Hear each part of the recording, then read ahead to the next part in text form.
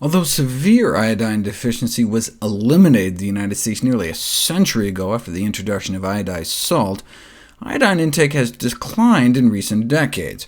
Public health efforts to limit salt intake to decrease cardiovascular risk, in conjunction with increasing use of non-iodized salt, may in part be to blame.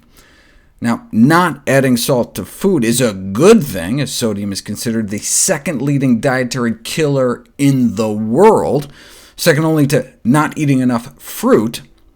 But if you do add table salt, make sure it's iodized, as it is a myth, and often also false advertising, that so-called natural sea salt contains significant amounts of iodine. Fruits and vegetables provide iodine, but the amounts can vary depending on where it's grown, how much iodine is in the soil.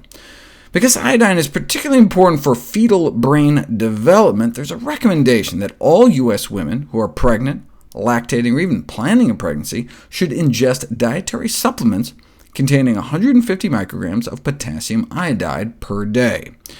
Is there evidence that they're not getting enough now? Well, we'd like to see urine levels in pregnant women over 150, but in the U.S., pregnant women only average about 125. For example, a recent survey in New York City showed only about half of pregnant women were making the cut. Don't most women take prenatal vitamins, though? Only about half of prenatal multivitamins contain any iodine at all.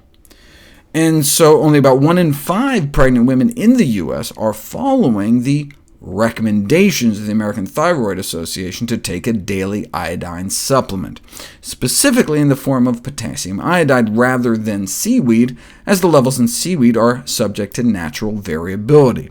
Though the iodine content was as much as 90% off in some of the potassium iodide prenatal supplements, the kelp supplements varied even wider, off by as much as 170%.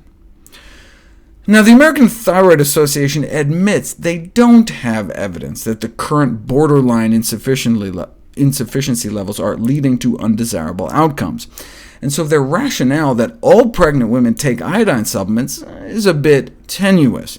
But until such data is available, they figure, better safe than sorry. A randomized, placebo-controlled interventional trial would answer the question once and for all, but the existing evidence for iodine supplementation during pregnancy is so convincing that it would be considered unethical to randomize pregnant women to a placebo. And so when it comes to sufficient iodine intake during pregnancy, I'd recommend just do it.